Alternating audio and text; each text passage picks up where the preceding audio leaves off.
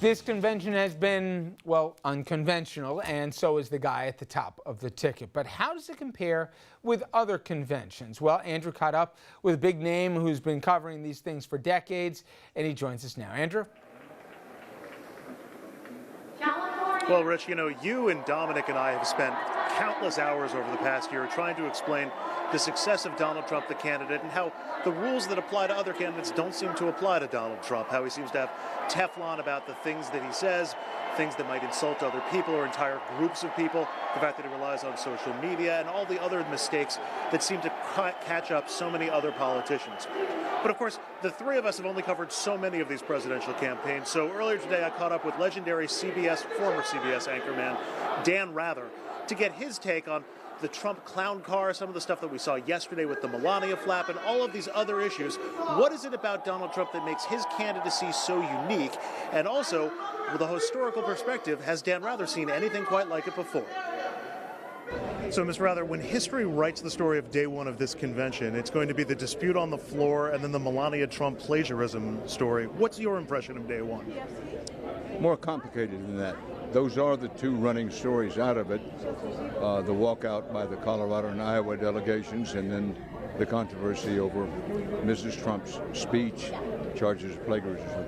But Rudy Giuliani, whether you like the speech or not, he gave a speech to set the tone for this convention. And when you talk about the overall tone of the convention after you've gone through 4 days, the Giuliani piece, my guess is, will be an important part. Whether it turns out to be a plus or a minus, it fits into the tone. But conventions are always much more complicated than they appear from just reading any given day's headlines. There are a lot of questions about the seriousness of the Trump campaign and whether he's ready for prime time, if I can use a cliche. I can't imagine that what we saw over the last 24 hours is going to convince a lot of people that he is. This is a really interesting question. On the one hand, experienced political pros in both parties, Republican and Democrat, see the handling of Mrs. Trump's speech and the controversy over it as a, quote, rookie mistake, as, quote, the amateur hour. This is not by the standard campaign playbook. Standard playbook would be, say a mistake's been made, fire the speechwriter who made it, cut that story's oxygen off right. That's the standard play. But Donald Trump has never subscribed to the standard playbook. And let's give him credit. Even if you don't like him, he's done pretty well so far by doing it his way. So no one should be surprised that in this case, the controversy coming out of his wife's speech, that he does it his way. Denial, stonewall, blame the press. I'm curious, in the years that you've been covering presidential elections, if you can recall a campaign or a candidate that fits or that it comes anywhere close to what we've seen from Trump so far. I mean, we've had parties in crisis, in 68 and in 72, and even the Republicans in 76, but I can't imagine anything rivals this. Well, I've searched my own experience and also searched history. We've never had a candidate quite like candidate Trump. It's one reason that this campaign, 2016, will be a memorable one.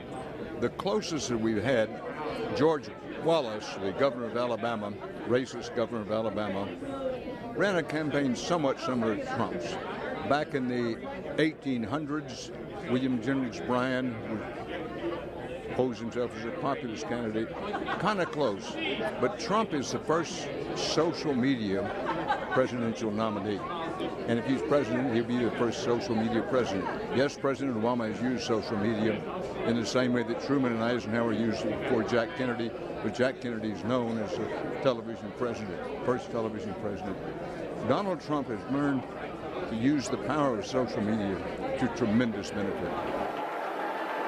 And speaking of historical perspective, this could be a historic moment for the GOP. You might have seen some reporting in Politico today talking about just how broken the Republican Party is, how some key party members are actually focusing now on 2020 and 2024, writing off this election, essentially.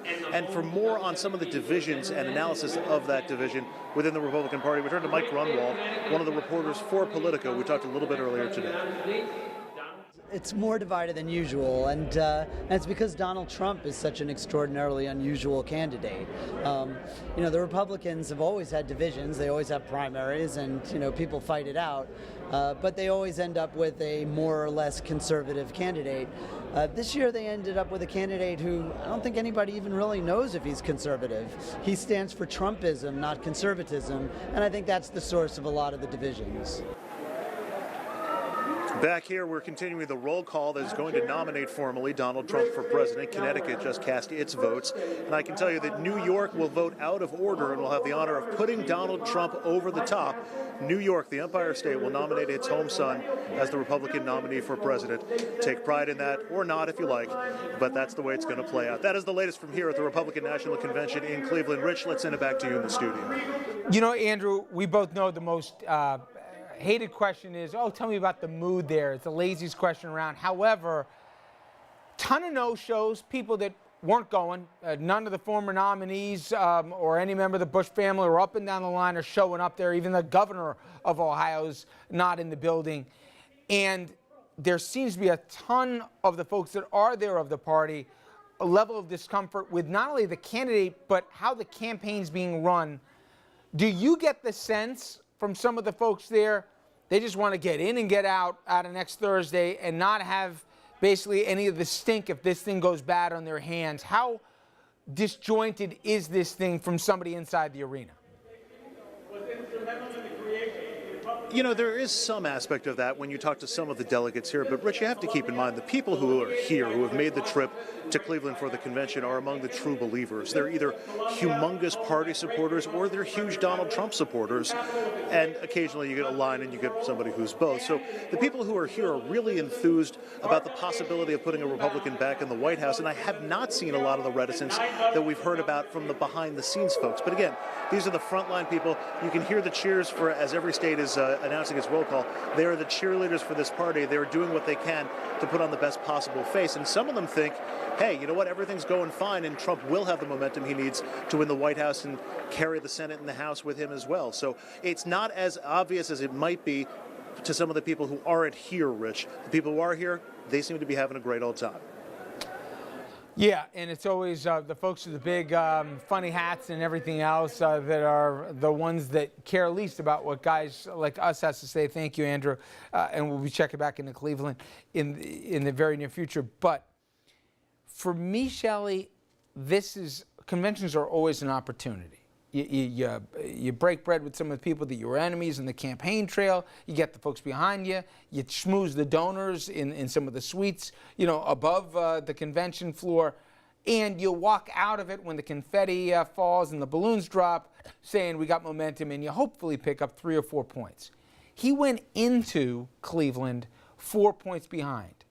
There's a lot of convention left, just like we would say about sports, a lot of ball game left.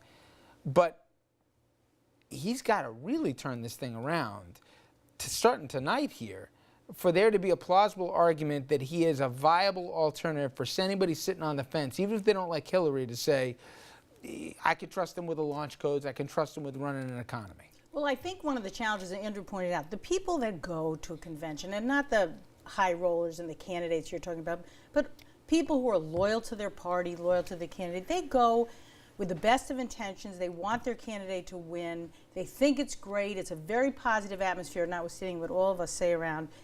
They come out, but the question is, can they expand that insular group to be a winning group? I don't think so. I think that when you take away this positive spin that I'm talking about that they feel in there, and you think about the words that have been said by Rudy Giuliani, by Trump himself, by the others that are divisive, that are ugly, the tone of this campaign, I think they can be all positive in that bubble. But get outside, are they going to get non-affiliated voters, independent Democrats, women, the huge number of Black and Hispanic voters in this country to come along? I just don't see it. I think their message is what kills them. And you know what's funny, Dom? I said, if I was Trump, since he's broken all conventional political wisdom, to his credit, to a certain degree, right? I mean, look where he's standing tonight.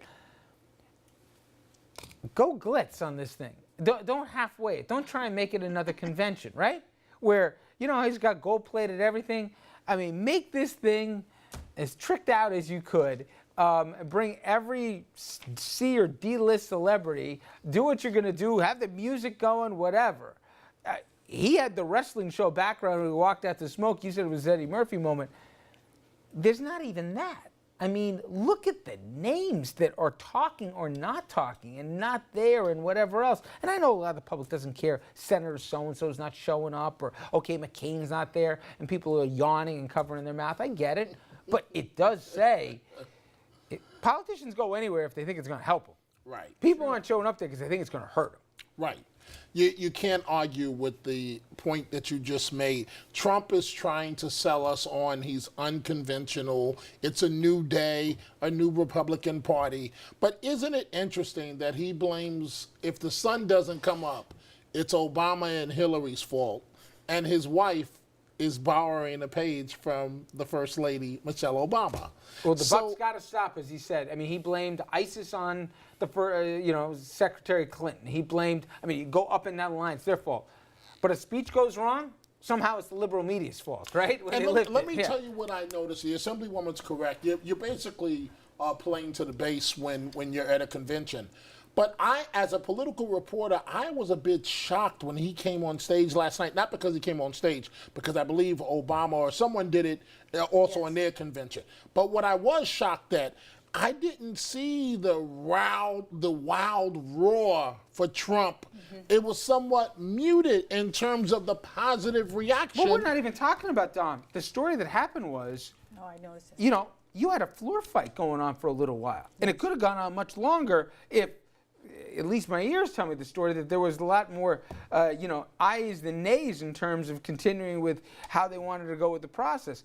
That they were caught flat-footed with that. His own people, where they had to take a break and literally leave the stage and figure out what they were going to do next, again says, as much as people say it's the 21st century and the digital age and nobody cares about traditional politics, you need people to know what the heck they're doing so that you can worry about being a candidate, not saying, who in effect cribbed my wife's speech, which is what he had to do today. So it's interesting. And there's so much more just from day one, and we'll give you a preview of day two when we come back on the other side of the break. Now, everybody knew this convention would be unusual, but what about the calls of the unprofessionalism? Critics, they're saying it looks like amateur hour. We're going to debate whether they're right or not here. And Donald Trump himself, during a speech on the floor last night, we're going to tell you what he decided to do, and it had nothing to do with his own convention. Stay with us. We'll be right back. The next president of the United States of America, Donald J. Trump